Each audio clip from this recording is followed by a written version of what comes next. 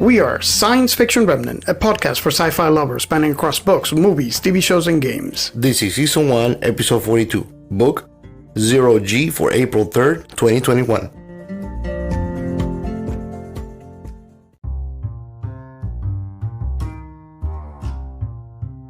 Hello everyone, and welcome to another episode of Science Fiction Remnant. Thank you so much for coming back. This means a lot to us. We hope that you find this episode as exciting to listen to as it was for us to create for you.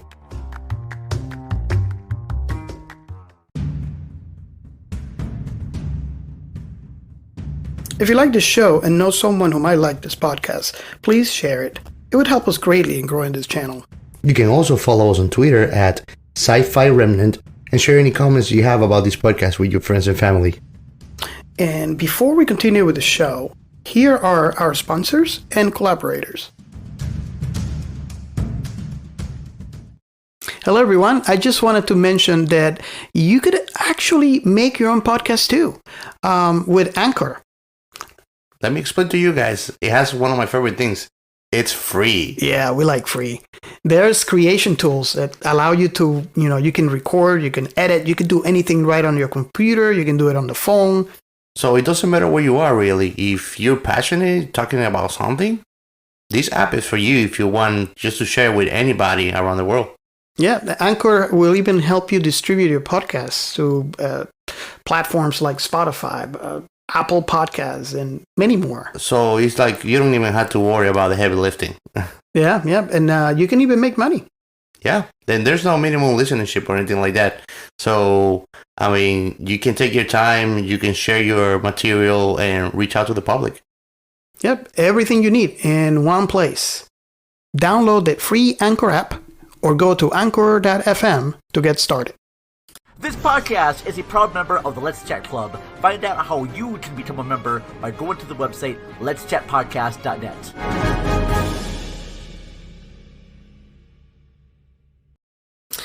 Hello everyone, today we're going to do one of my favorite books. It's a good title. I didn't know about it until you mentioned it. I read it a long time ago. I got it from Audible. And I just listened and listened. I couldn't tell you how many times I listened to it. And I told you, I don't know, I was surprised that you never knew about that book. Yeah. And it's surprising because I like that kind of content. And the book is 0G. You can actually go ahead and get it in Audible if you're interested. But we are really, really excited because it is my favorite book. And we have the author of the book in here. Dan Wells, how you doing? Hi. Yes. Thank you for having me on your show. I'm very excited to be here. We are honored to have you. It's a complete honor, and you could tell I'm like a little, how you call it, fan shock. But it's a great story. Tell our audience a little bit about yourself and what you're working on, where they should go to find your work. Okay, so my name is Dan Wells, and I have been writing for, it seems like forever. I know I've been a full-time professional author for 12 years. Wow. I've got 19 published books right now. The most recent ones are the 0G stories that you're talking about. The third one just came out. These are Audible originals, Nice. Middle grade science fiction. And they're done, like they're exclusive to Audible, and they're written as audio dramas. So they have a full cast and they have music and sound effects and everything. I really love listening to audiobooks where someone just reads you the book. Yeah. But this is a whole cast reading a script and putting on a show for you, and it's really fun. The first one, 0G, is basically Home Alone in space. That's how Yes, Robert said that today. I told you I was right. Sorry about that. I had to say that. Oh, good. I'm glad that comes across. It's there's a colony ship flying from Earth out to another star. They've found a habitable planet there, but it takes 100 years to get there, so everyone goes into stasis. And then one kid's pod malfunctions, and he wakes up and then quickly realizes pirates are trying to hijack the ship, and he's the only one awake to defend it. So it's a lot of fun. And then that first one is actually a couple years old now, so we have put out a print version and an ebook version that you can find on Amazon and some other places. Books 2 and 3 are still Audible only, but they do a really fantastic job with them. In addition to those, this is turning into a very long introduction for myself. No, that's quite not at all. This is part of the whole conversation. In addition to those books, I write. I have a bunch of other science fiction books. I've got a post-apocalyptic series called Partials, a cyberpunk series called Mirador. The first one's called Blue Screen. I have my most successful series actually is a horror series about a teenage sociopath who hunts monsters. And the first book in that series is called I Am Not a Serial Killer. And that one was made into a movie that came out a few years ago. Oh, wow. So, I'm going to have to look that one up. You should definitely look it up. It has Christopher Lloyd in it. Nice. And he actually won several horror industry acting awards for that movie because he just does an incredible job of being a spooky, creepy guy. I can definitely see that from him, Christopher Lloyd. Well, and he usually, one of the reasons that he told us that he did our movie was because usually people want him to be the campy, funny bad guy, like he was in Roger Rabbit and stuff like that. And so the chance to play something really low-key and scary instead of goofy, he really was excited about that, and he totally hit it out of the park. So nice. Did a really good job. I also I've got a Twitch channel. I'm a professional game master in addition to an author. Ooh. And so I run games for people. And I also run a weekly Dungeons and Dragons game on Twitch with a bunch of other authors. I'm trying to get Giancarlos into a game. I'm a DM also, but since we started the podcast, we haven't found any time. But yeah, I'm trying to get him into the game. Me and my wife, you should probably try it. Yeah. So this book, I actually have book 2. I'm really excited to hear book 3 is out. So as soon as this show is over, I'm going to Audible and getting it. Me too, probably. So I usually have to ask these questions. Typically, what happens is, I'm the sci-fi guy. I'm typically the one that have seen different medias, and when I find something that I introduce to Giancarlos, I like to ask the question, especially since you're new to this. I read this book so many times, and I just want to ask, what was your thought on this thing when you read it? Because I love it, so I'd like to gauge. It's kind of like a counter at this point. Well, I'm gonna relate it to another show that we waiting for content, which is called The Expanse. I don't know if you heard about it, Dan. But when I start going through the audiobook, I'm feeling like, that feeling when your show ended and you feel like empty? Yes. I feel like I got full inside again because I'm listening to the story and I'm loving everything about it. And I feel like I'm back in that world. And I mean, like, you really put thought into all the details of being in the outer space. Yes. So it's not like you're listening to something and then you go like, wait a second, that doesn't make sense. No, everything like fits in perfectly in the story. That's one of the things that I noticed too as I read it, even from the very first time that I read this book. Everything makes sense. The difficulties in between getting from one place to the other in outer space. How he plays against the favor not only of our character, Zero, but also the pirates. And one of the things too is, if you're familiar with The Expanse, which, by the way, we actually have an episode on it, so you can go back and listen to our talk on that episode. But if you're familiar with the show, that's kind of like the feel that I got as he moved around. You know, when he's, you know, going around it floating with a zero gravity, or when he's walking with the boots. Yes. And it shows that, you know, you did your homework, because everything just makes sense. Well, thank you very much. First of all, I'm a huge fan of The Expanse. And so thank you for that comparison. That'll keep me going for a while. But also, yes, I did try to do research. I initially wanted to do hard science fiction. You know, hard science fiction being science fiction in which all the science is real. Yes. Something that could conceivably be developed by Earth humans one day in the future. I allowed myself, I think it was 2 kind of goofball science fictional things. But other than that, everything in it is real science. And I feel like that sits in the same category as The Expanse, which is much more space opera-y than a lot of people give it credit for. It is usually kind of, because they rely so much on the feel of the real science and talking about the distances and the gravity and you know, the momentum of the ships and things like that. It feels like hard science fiction. So I think that's a pretty good comparison tonally. I think you're right. I'm still very flattered by it, but I'll agree with it. No, and we actually, I talked about this with Giancarlo, and I said that I would love to see a movie on this. I actually wanted to ask you, I would love Dan, to see a movie. if there's no talk about a show, like a little TV show, or maybe a movie.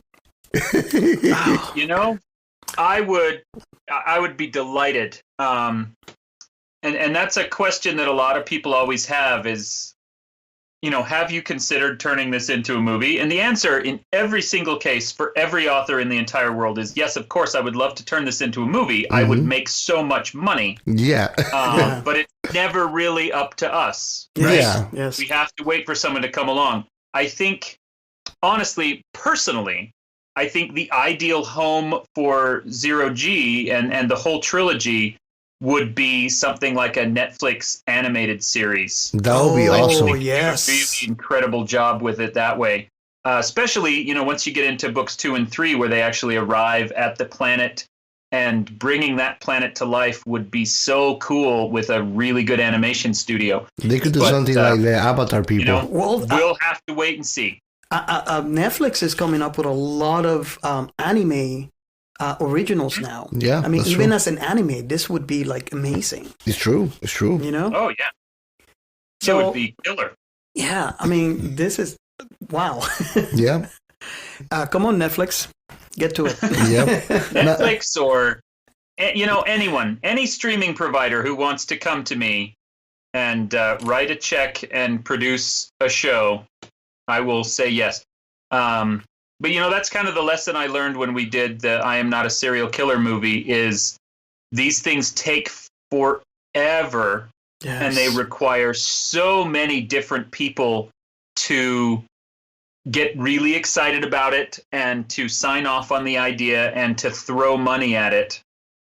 With Serial Killer, the director approached me almost as soon as the book was out. Wow. It had only been out for a year or two, you know, at the most. And he said, I love this and I want to make a movie out of it. And I said, sweet, sounds good, let's do it.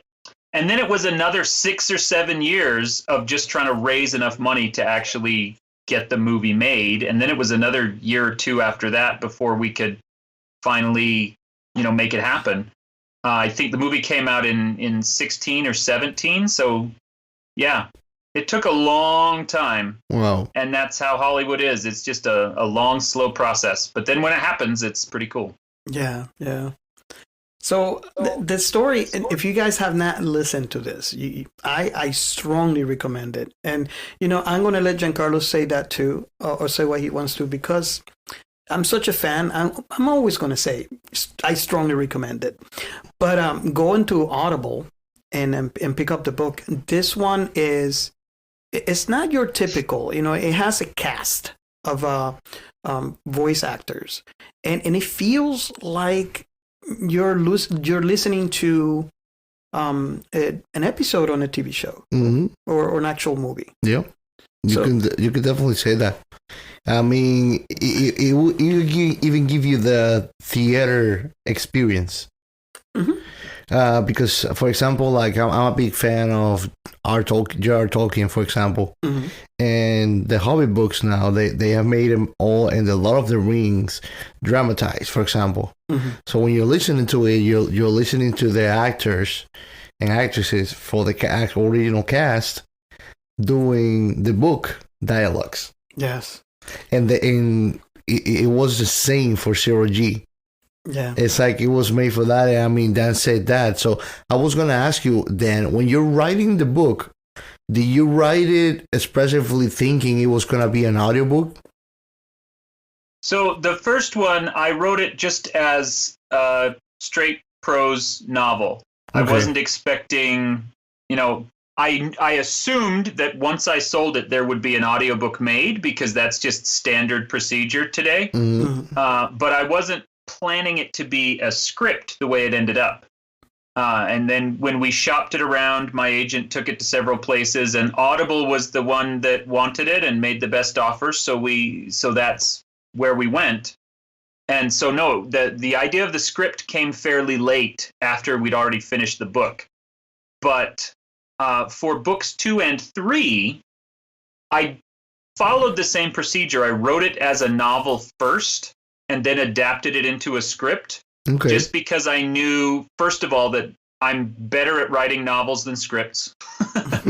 But also it would make it much easier to eventually produce an ebook and a print edition without having to reverse engineer the script. So that was the process. We started as prose, and then I'm going to sneeze. Oh, sorry. That's sneeze okay. right there in the middle. We started as prose, and then we went into script form. Okay. And what was your target audience when you wrote the Zero G series? I know it was a sci-fi, and for some reason I get a vibe of young adult. Yeah, I mean the secret truth is that my target audience for every book I write is just me. Oh, okay. I write whatever I think good. is cool, whatever I'm excited about. And that's one of the reasons that my books tend to be very different. I've got horror, I have science fiction, I have fantasy, I've worked on all these different kinds of things. And it's just because I kind of follow, the whatever is currently shiny is where I will run off and chase. But specifically this one, I planned as middle grade, which is the category just below YA. So it's kind of intended for, 9, 10, 11, 12-year-olds, kind of in that range. And most of the fan mail that I get is from parents saying, hey, we played this for our kids and they really love it. Hooray. And so that's awesome. And it's the first time I've done middle grade. But like you, plenty of adults like the story as well. And I think that comes from just trying to be really good with the science and tell a good story. And at some level, if you're telling a really good story really well, it doesn't matter who the audience is. Exactly. Because everyone who enjoys good stories will like it. Absolutely. The reason why I was asking the question is that we were having this conversation, and I think this book is also great in the fact that the audience is so wide. Yeah. I think a young kid could enjoy this book really, really good, as well as an adult. Yeah. Or exactly. And that, I think for the story is great, because it allows for more people to be to enjoy the story.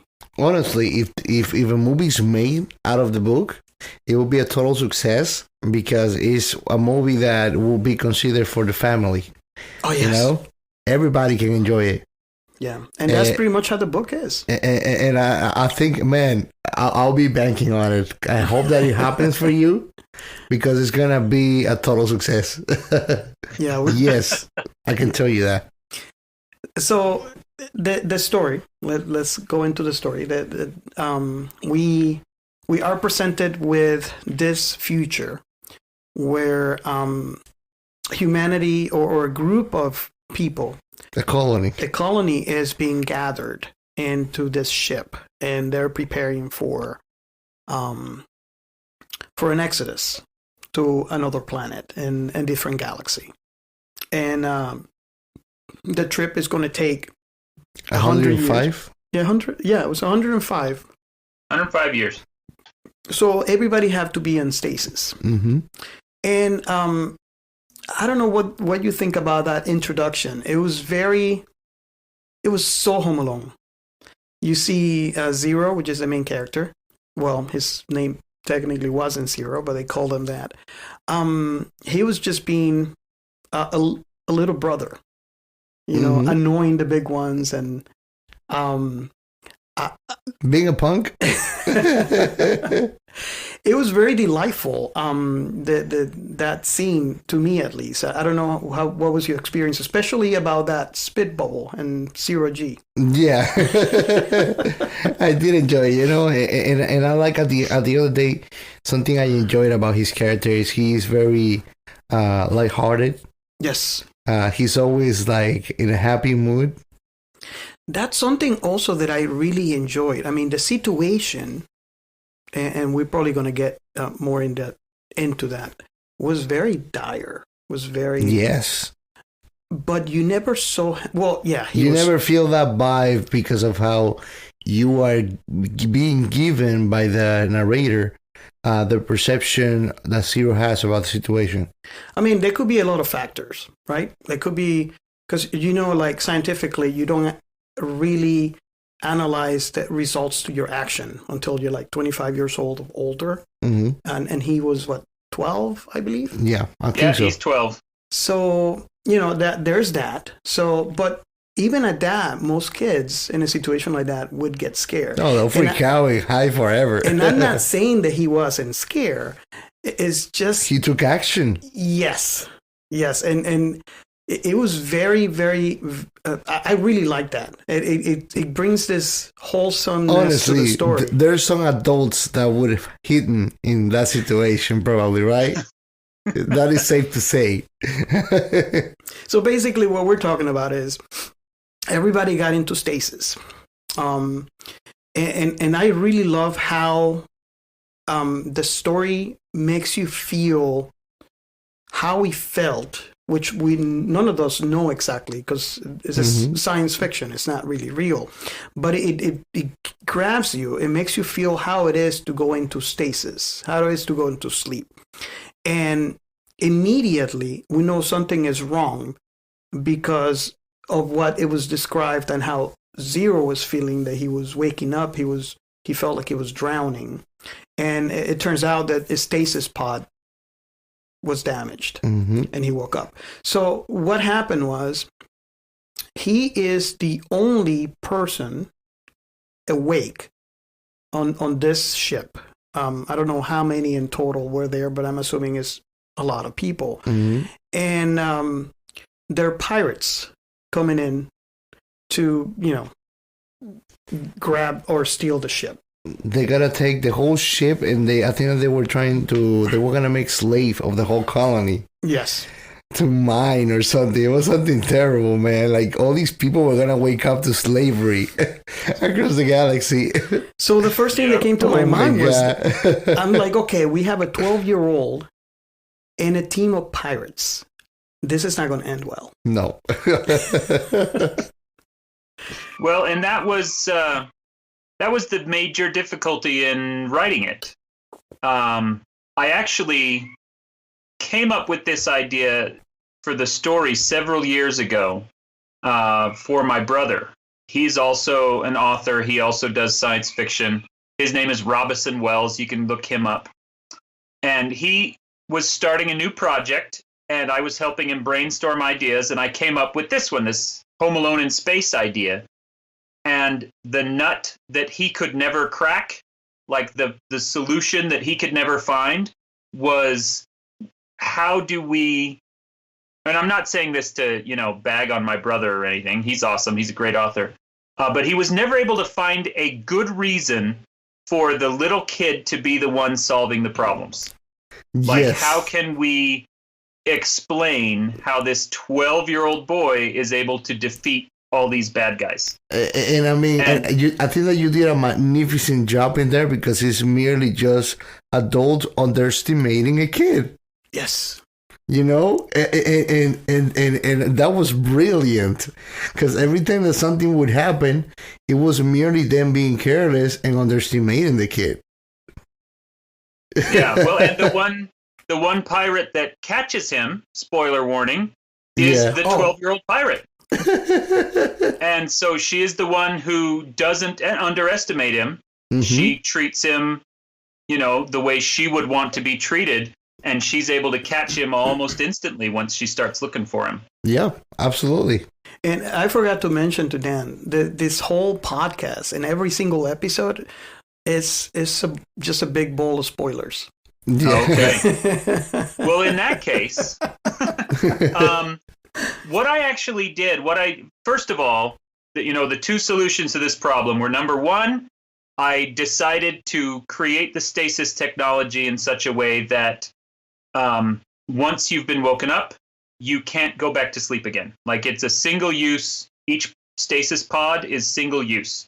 Mm-hmm. And so he has to solve the problem on his own because he literally can't wake anybody up without dooming them to not be able to go back in.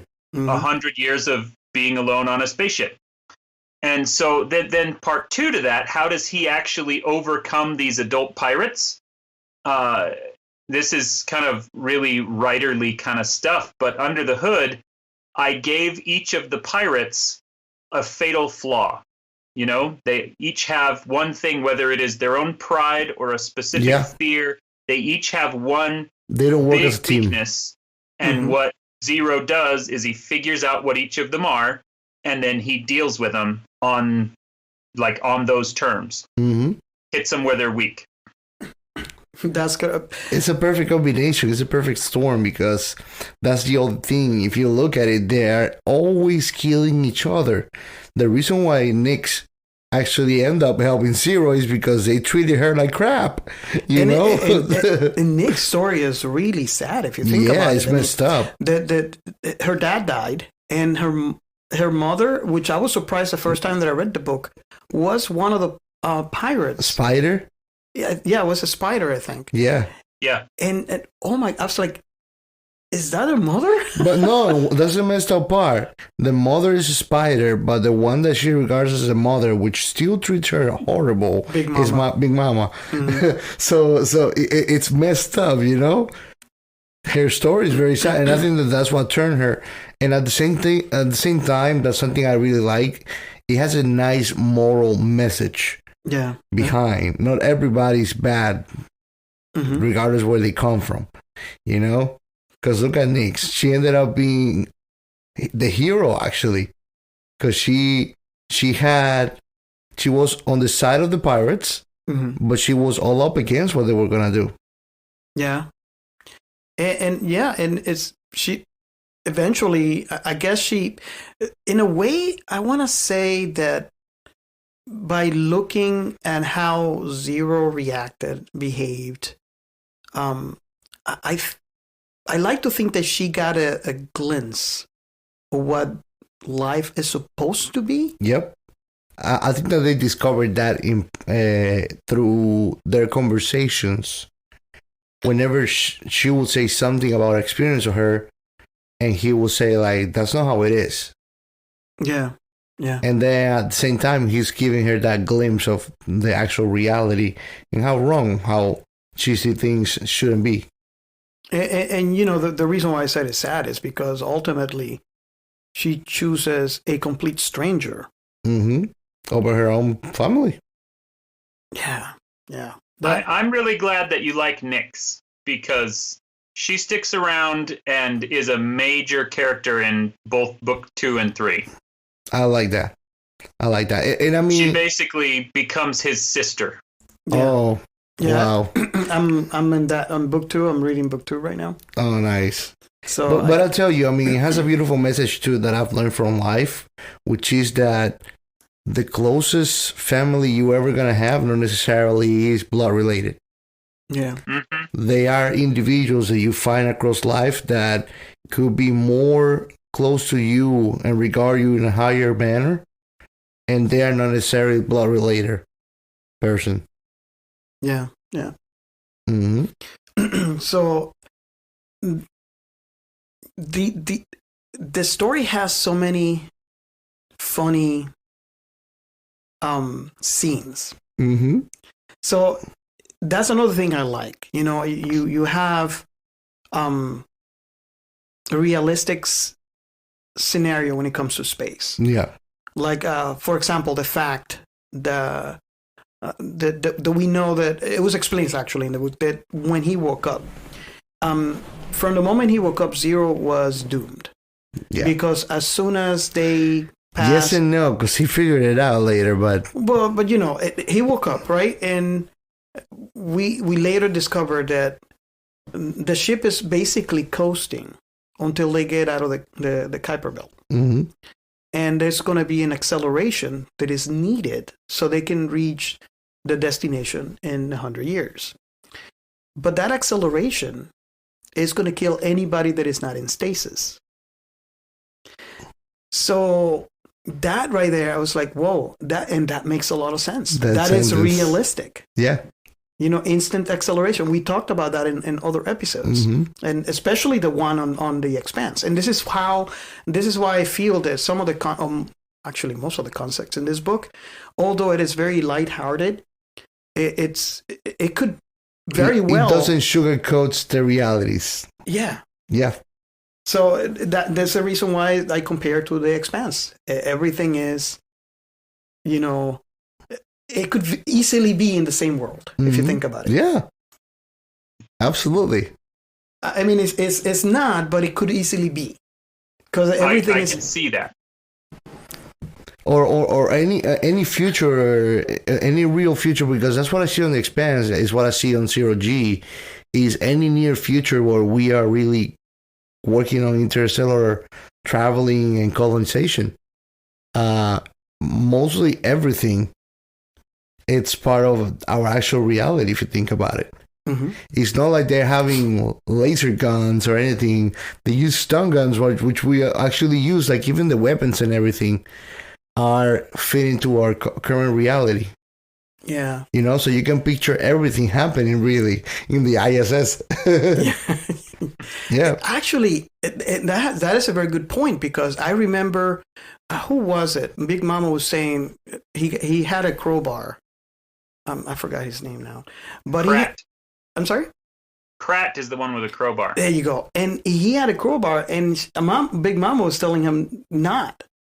You imagine Star swinging a crowbar inside the ISS. Mm. So, you know, little things like that. There are. I mean, you have the strength and you don't have the weight anymore. Yeah. But, you know, although it's very lighthearted, things like that makes the story very realistic. Mm-hmm. You know? So this is one of the things that we enjoyed the most. And I don't know if you ever hear us talk about in other episodes about different things, you know, especially Giancarlo's, but, you know, mostly me, we usually find unconsciously find a way to, you know, we find the little things that really bother us. It doesn't make any sense. Mm-hmm. And this is one of the things about this book is we kind of felt at home, Mm-hmm. and it was yet lighthearted. Yep. It wasn't like very, very hard. And Robert has no stomach for it. I'll tell you. Like we did it our last episode in Black Mirror. I've been trying to having watch it. He watched it because he got a request. His heart pressure was up the roof the whole episode. Like he has no stomach for those things. Yeah, I for some reason, I mean, I love sci-fi, but really hard stuff. although the episode was good, and I keep on saying this, and I said it in the episode, and it's obvious from all the stuff that I was talking about that, you know, it was a good episode. But yeah, I think it was 130 Yes. throughout the entire episode. So yeah, it was very hard for me, the Black Mirror episode. So I'm glad that you mentioned ISS, because one of the other inspirations for this story was I do a podcast of my own called Writing Excuses. Mm-hmm. And that is just writing advice by me and Mary Robinette Kowal, Brandon Sanderson, and Howard Taylor. So a nice wide range of different genres and stuff. And we, because we're relatively well known as science fiction podcasters, we were invited to go to NASA in Houston. Nice. For the anniversary of Apollo 10. Nice. Not Apollo 11, because that's the big one. But we got invited to go there for the 60-year anniversary of Apollo 10. And so we got to meet Kjell Lindgren, who was on ISS for a long time. We got to, a tour backstage of a lot of the facilities. We got to see the neutral buoyancy lab, where they've got a replica of the ISS sunk into a gargantuan swimming pool so they can practice being weightless and things like that. And so we had it was really nice to be able to, while writing this book, look back on that and remember some technology or something that the astronauts had said, or send a quick email to Kjell Lindgren and say, hey, what about this? And then he could explain how it works or what it's like to move around in zero-G and things like that. So I did, not in any official capacity, but I did have a chance to consult with some actual astronauts. Nice. And people who support astronauts to help get the science as good as I could get it. That's very valid. Yeah, and you could see. I mean, you could definitely see it in the book. Definitely. One of the things that really surprised me too on this book was the walking. And I don't get tired of enough to saying this. The book is very lighthearted, but and I'm going back, and I don't know if I'm saying this because it was your first time reading this book. I read it a long time ago. Well, I continually, keep on reading it. But the first time that I saw in my mind him walking with the boots, it was just like, wow, this is real. This is what would happen if I would be there right now. In the outer space, yeah. What was your thought? I mean, I don't know if you got the same experience when. It was for me, because whenever he was not walking, it was the same picture as what you see an astronaut doing in a space station or in a shuttle. He's floating around because they cannot walk, which is the actual case. We still don't have those facilities where we can walk, but at the same time, it's nice because it's not like they're walking and everything is attached to the floor. They're walking only like that, And even everything else floats. The warning that I believe was Sancho, they gave him, that he said, like, be mindful when you're floating around, because once you lose your momentum, if you're in the middle of somewhere, you're gonna stay there. Blow. Yeah. Yep. If he gets stuck without a handhold he can reach, he'll just float there doing nothing. And definitely. And that's what would happen too. I mean, it's you cannot take it for granted, because there's so many mediums that we have either watched, read, or even played, where that is non-existent. You can, like, how many times have I seen them do the swim in zero-G, and they reach the other end by swimming? Yes. So, this is one of those things. It's very clever. There's no swim here. No, because there's no swim in real life. Another thing that I found really funny is how daring he was. Well, I don't know if you call it daring, more of like maybe I feel like fighting for his own life. I think that he was in a survival mode. Yes, because he was always clear of the fact we're going to slavery if I don't do something about this.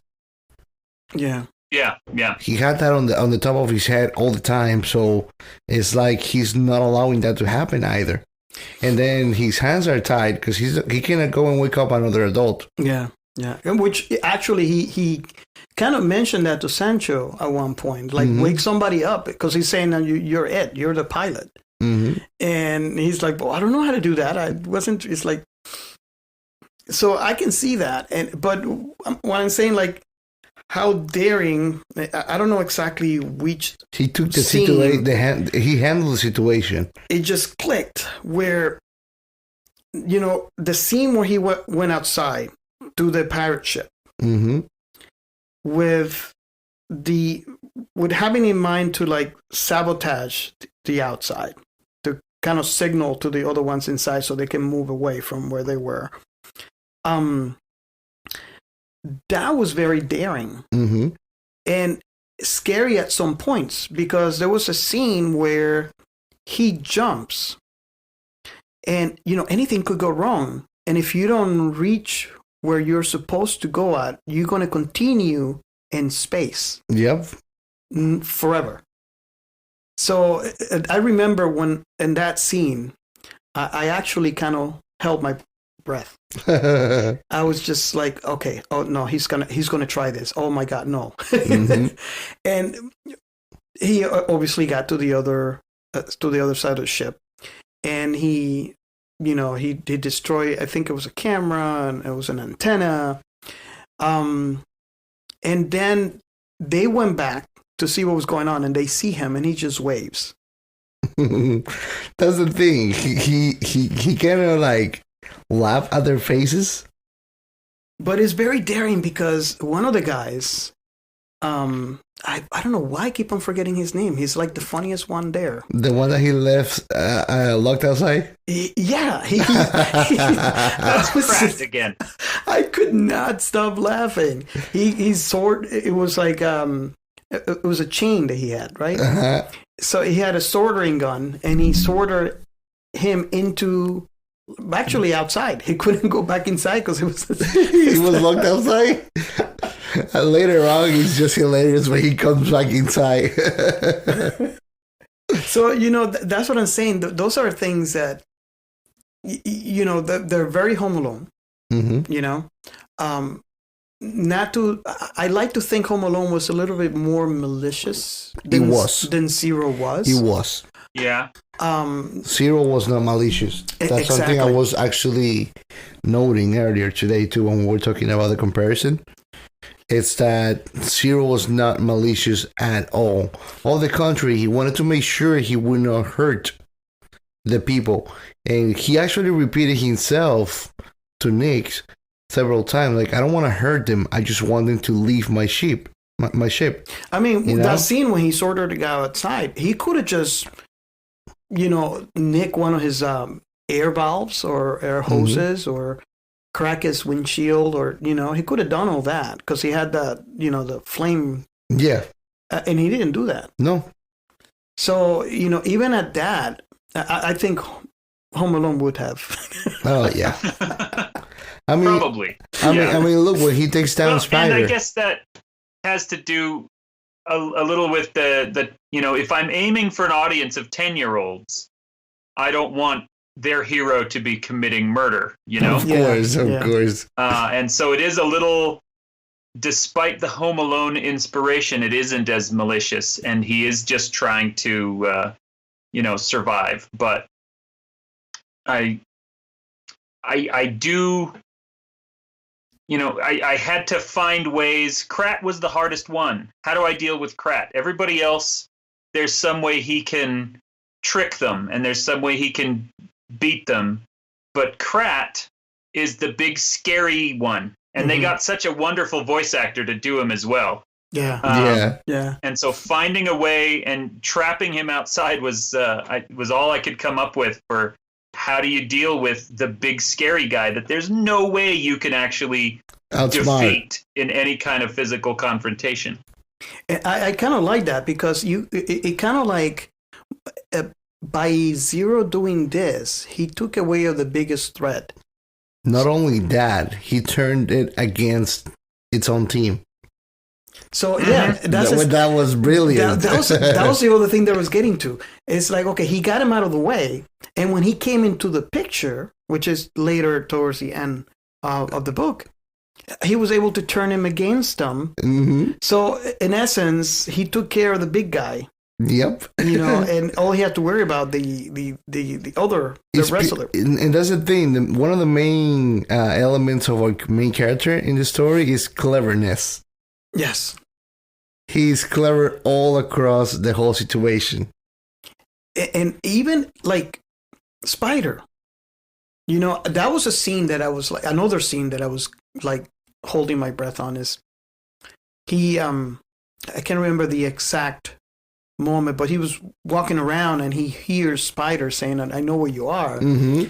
So he immediately thinks, back when he was in Sancho, he knows that the overalls had the chip where this ship can track where you are, and he thought, okay, this must be the situation. So he stripped down to his shorts, and it's like, I can still see you. And I was like, because if there was one clever one and smart one, that was her. Spider. And that was a moment when he, okay, she's pointing the stun gun at him, and it's like, that's it. He's done for. And again, cleverness. What is she using to look at him is a night vision goggle. Mm-hmm. What he has in his hand? A flashlight. A flashlight. And it didn't end there. He flashed it. Obviously, if you have a night vision goggle, you're going to go blind if you don't either close your eye, take the stuff off. And as soon as she took her night vision off, he sprayed her with peppers. Yeah, the peppers that he had, the cans. And I was like, wow. That was amazing. And that's how it's painful. Well, I mean, it goes back to the fatal flaw idea that I was talking about before, that each of the pirates has their weakness. And her weakness is that she relies on technology for everything. Yes. And so he defeats her by turning her technology against her. Mm-hmm. And I think the funniest takedown has to be Big Mama. I wonder how that works in outer space, man. Well, when it's going out both ways. That sounds like terrible business. Let's say you don't want to be in the same room together. No. Yeah. Yeah. There was some bad a bad burrito is what brought me down. But that's one of the things that I loved about it. Is like it's the silliness of how, in an innocent way, he took them all down. Yes, and put them to run. And even at the end, there's a couple of moments where you think he's done for. Mm-hmm. And in the end, it's not only him, but now you have Nixon and I think that what saved him was that, I mean, the pirates, they're such a bunch of dumbass. Some of them actually thought there was an alien in the ship. I think that's why they didn't catch him. If not, they would have caught the kid. I think it was one of them. Almost at the end. The previous pilot of the ship. There was actually, and that was hilarious. How they're like, actually they're making fun of him, but he's very serious. There was a scene where he wants to go back inside. And like he's covered in paint, I think. Oh, yes. He's like curling himself around, so he makes weird shapes. And the other guy is just like crapping his pants out. He wants to go back in. So I think that's what saved him, because that one right there would have caught the kid. Yeah, but I think you're very right. And when you said about Nyx, she in theory, she is the hero. Yeah. If Nick would have not made the choice that she did, Not to say anything. because I mean, her family even gave her an out, considering everything she did against them. Which I don't know how true that would be, because even if she chose to go with the family, be done with her. they would be done with her too. And I don't know if she had the foresight for it, but maybe not, because she was a kid. But the thing is that they were saying, okay, she was just a spy. Nyx is just now she's gonna get you, and they're They're trying to buy her back. And in a very cleverly way, saying to Nyx, we know this is not true, but if you go with it, all is forgiven. And, No. What do you think? Considering she's a 12-year-old, and then this is what we pretty much do in our podcast, is we kind of go into the psyche of the actual characters. Considering she's a 12-year-old, and you don't know that they don't in general have the foresight.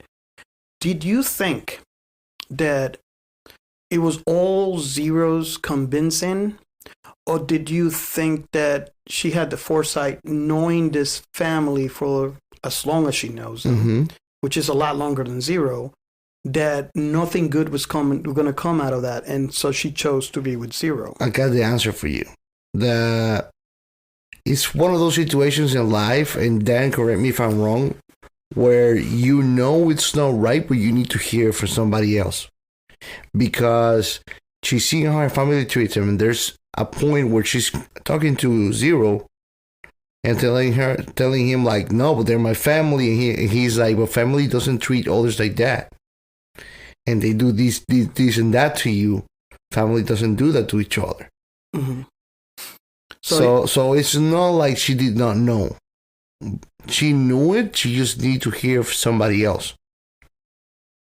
Yeah, well, and not just hear it from him, but she could see from his actions that Zero was a good person, right? Yes. This is the other nice side effect of him being so much less malicious than the Home Alone kid. He had ample opportunities to, physically hurt or even kill some of these pirates, and he never did. Yeah. Ever. Even when it would have been smarter to do so. And so Nyx was able to look at that and see, yes, he is a good person. He is probably going to be, I'll be safer with him than with my own family. And that's, in a book that is primarily designed for children, you have to be very careful about what kinds of dangers you are going to include, right? Because there are some things that are genuinely going to terrify children. Yeah. That as adults we can separate, fiction and reality, and we're much better at that. And for kids, all of these dangerous scenarios might be scary, but they're all clearly adventure, and they're all clearly kind of played for fun. But the moment where Nyx realizes that her actual family was willing to kill her to get this ship, that's the moment of real pain, and that's the moment that I really worried about putting in the book, because little kids are, that's one of those things that they're not necessarily ready to hear is, my family doesn't love me. Yeah. That's way scarier than anything else in the book, by far. And so it's a careful line to have to walk. And it's just like Giancarlo was saying that, she kind of already knew that. And the reason she accepts it, and the reason that the little kids listening to the book are okay with it, is because by that point we've already seen this new family that she's able to find and get along with. You know, just like she was able to catch Zero by meeting him on his own level and taking him seriously, he is able to sway her. He is able to prove himself to her in the same way by, you know, taking her seriously, which no one in her family does.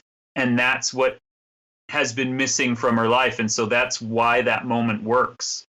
Yeah.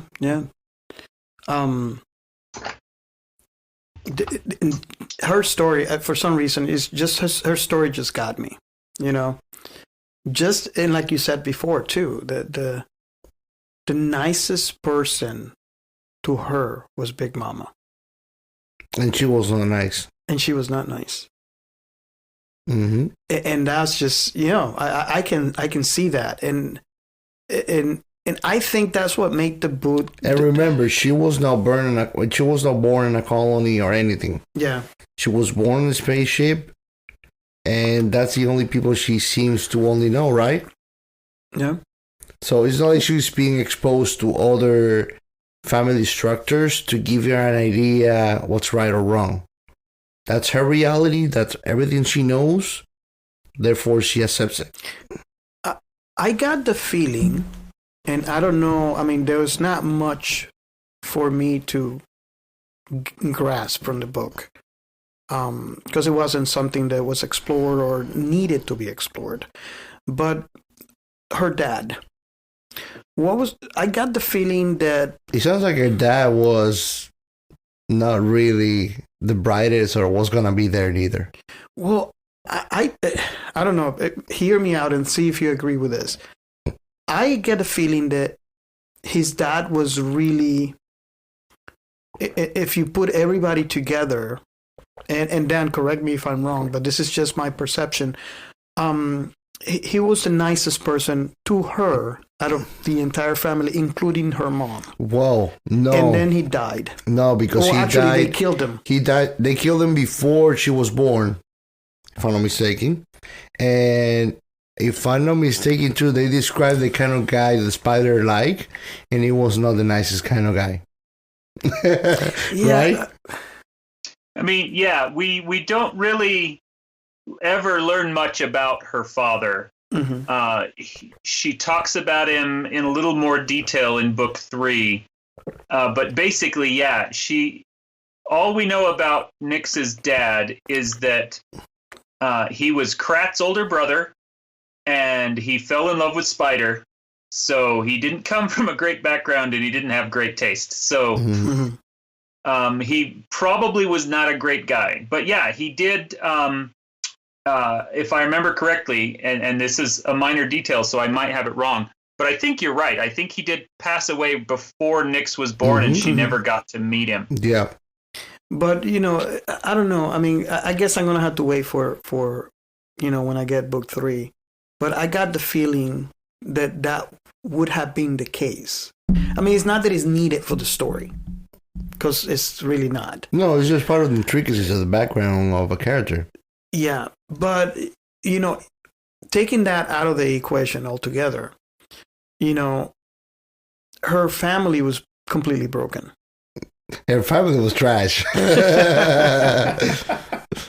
Yeah, the two that were nice to her, Big Mama, like you said, is the one who's nicest to her. Jim, the pilot, he's also pretty nice to her, but he's too weak-willed to really do anything. You know, he just does, everyone in the group just does what Big Mama tells him to. And so even when, you know, Big Mama starts doing terrible things at the end and threatens to kill Nix and all this, Jim, however nice he may be, doesn't have the guts to stand up and do anything about it. He's a pushover. He took me by surprise, especially from the introduction we get, you know, when Jim was talking to Zero. And I don't know, it's just like, I was expecting the first time that I read this, that he would get a chance to redeem himself all throughout because of the interaction that he had with Zero, and it never did. And again, it's like Dan said, he's just, what you said, a pushover? Yeah, we will. Yeah, he would not, his moral compass is not strong enough. to really stop him from going through something that he knows is not right. Do you think taking that away, would he... let me rephrase this. If you take away Big Mama and the outside, the influences that he got, you think he would be nice to Zero? Yes and no. You know why I don't like that kind of character? Because you're nice now with me, but you are just cheering for the team that is winning. Oh, okay. You know? So that means that tomorrow I can have the black and white striped uniform and you might be giving me the whips. Yeah. Yeah, well, and that's a very specific kind of passive villainy, right? That we see in the real world all the time. Yes. Someone who just wants to be nice to everyone. Someone who is, a jovial friend who thinks that because they get along with people, that's the same thing as helping them. Yeah. But he's not willing to actually put anything on the line or sacrifice anything in order to actually help somebody. Exactly. And, that's a tendency I see in myself sometime. I think that that's a personality type that we see politically all over the place. People who just, don't talk about the bad things, don't expect me to do anything about them, but I'm your friend. I'm nice. I will go ahead and be nice over here in the corner while your life falls apart because I'm not going to help you, but I like you. Yeah. Yep. It's true. I agree with that. It's just, it really took me by surprise. I was hoping for something better until I realized it's kind of like when you see someone for what they really are. That's your thing. You invest yourself a lot in the characters and you hope for the best out of everybody. I just hope that the one that I'm invested the most, and this is something that, Dan, you might not know, but this is an internal joke between me and Giancarlo's. Some of the properties that we might, experience, the stories, if I spend the time on a character and at the end is not, they died or whatever, maybe, I immediately dislike the entire property. Which is something that he doesn't. So I guess that brings a little balance to our conversation, where I'm the glass half full kind of guy, and you tend to be the glass half empty kind of guy. I'm a realist. So that's what I was saying. The interaction with Jim, I kept on hoping, and then kind of halfway through the story, it's kind of like what happened to me on the Games of Thrones. Yeah. And you may not know this, Dan, but me and my wife were watching season 1, and I got book 1, and I read it, hated it. But I figure, okay, book 1 was just setting the story up. So I got book 2, read it, hated it. Book 3, book 4. And after book 5, I told my wife, when we just forget it. I'm done. I'm astonished that you read that many of them if you hated them. Everybody says the same thing. He's a bookworm. I read read the first 3. And I actually think the third one, Storm of Swords, that's one of the best fantasy novels I've ever read in my life. And I got maybe 1 chapter into book 4 and thought, no, I'm not interested in this. Yeah. So once the series turned down for me, I gave up on it instantly. Yeah. So for you to keep going 5 books. Yes. And everybody tells me the same thing. But, again, I'm the hopeful kind of guy. I'm like, yeah. Let me give it a chance. Let me give, I'm still to finish reading them. I'm in book 3 starting. Yeah. So, that I bring this story up because that's kind of what happened to me and Jim, where I was kind of hoping for him or rooting for him. And then halfway through the book, I gave up. No, I kind of saw, no, this guy is not good. I think that Dan uses him more as a moral message to like make your decision when you have a chance to do the right thing. And Nick's just felt right. Yeah. When it happened, I was just like, oh, at least now he has someone on his side, and they think alike. So, it's perfect chemistry. If you haven't read book 2, no, you would understand, what Dan said about she turning into his sister, because that's the reason why she caught him. They're in the scene when she was explaining how he caught him, right? Mm-hmm. Where he was saying, okay, was it Jim? I think it was Jim that said, in here there's a bunch of crates and they're too close together. No one would fit through there. And she's already thinking, no one but us kids. So that's why she went back and found them there, because she's and she knew all her, his plans. And it was kind of funny because at one point towards the end of the book, she's like, is there anything I haven't told you yet? Yep. It's like she hasn't figured out. Yeah. So he's like, okay. So it's kind of nice for me to, because I really like Nyx. I don't know if that's the same. Of course. I mean, it's what I'm telling you. She's a hero. At first, I didn't know how it was going to go. I had, again, it's kind of like I flipped. I was hoping, for Jim, and then I switched to Nyx after I saw more of her. Mm-hmm. Because they don't really tell you much towards the beginning. And how was your experience there? Well, I really liked her, and I knew for a fact when she stunned him at the beginning that she was gonna keep that to herself. I wasn't expecting that. Because next thing you know, you're hearing again about Zero, so you're like, oh, okay, he's still in the loose. If she would have caught him, she probably wouldn't even left him there. Mm-hmm. She would have brought him to the others, and he would have woken up captive. That scene actually took me by surprise. For me, that was a turning point. And I mean, I kind of get why she reacted the way she reacted, and she stunned him. Mm-hmm. But at the same time, it's like, what is he gonna do? It's like he told her, like, I'm not gonna let you guys slay all my people. Yeah. So and it's like he's like, I'm not trying to hurt you people neither. She's gonna be fine. I think the stunning, in my perspective, was a reactionary vengeance, if I might say. It's a strong word, though, to what he did to Big Mama. Yeah, I think it was more of a subconscious social dominance. Like, my people, you heard them, boom. Yeah. At that point, she's not thinking that my people don't treat me right. She's just looking at them as my crew and your crew.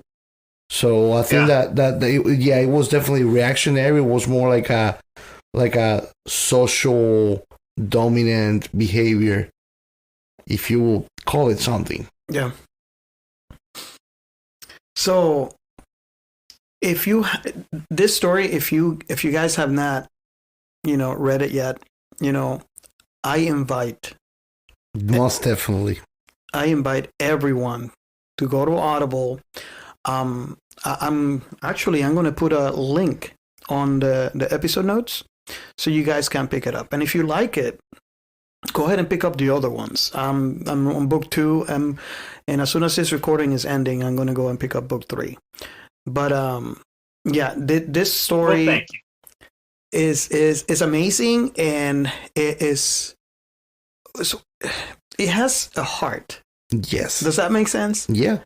It's one of those stories that is, you have good stories, and I have read a lot of good stories. But it's kind of nice to read a story once in a while with a heart, and something that, and this is great for the entire family. So you can get the book, and you can have your kid read it. You can have grandpa read it. Yep. It's well for the entire family. And this is something that, another thing that I notice about this book is typically the books are, although they might be wide ranged, they're, in my opinion, not as wide as this story is. True. And we actually talked about that the other day, how wide the audience for this book is. Yeah, true. It doesn't direct itself to one age or one specific group based on being only sci-fi. Yeah. That's the interesting thing about it.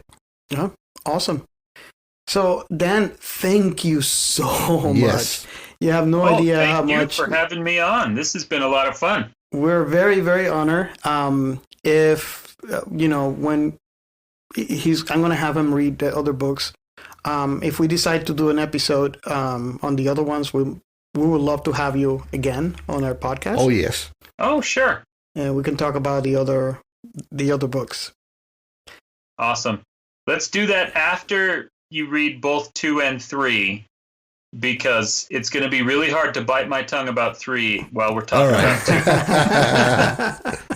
Awesome. We'll do that. I will do that. Thank you so much. Now, one last thing. I just looked it up on Audible to see what the price was.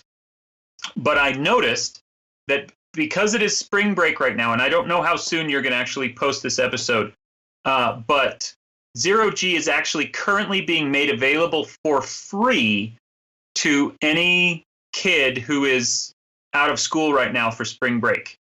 Oh, awesome. So literally anyone who wants to go and listen to this, you can listen to it for free right now because of spring break. So Nice. All the easier to go give it a shot. Awesome. And yeah, you heard it here. It's not just me that, I have weird taste, but you heard it. Giancarlo said he liked it too. So Hell yeah. go get it. Listen, and please, reach out to us on Twitter. And let's have the conversation. I want to hear your thoughts. I want to hear, if you agree with our thoughts, if we missed something after you listen to the book.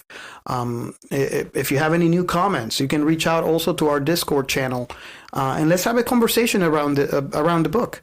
As always, I love to discuss any of the episodes that we have done on this podcast. So, Dan, again, thank you so much, and we can't wait to have you again. It was a lot of fun. Well, thank you very much. Well, this is the end of our show for now. Please let us know if you like this episode. And let us know if you have any idea about which topics you would like us to discuss in our next episodes. Remember, you can follow us on Twitter at Sci-Fi Remnant, and if you like this podcast, share it.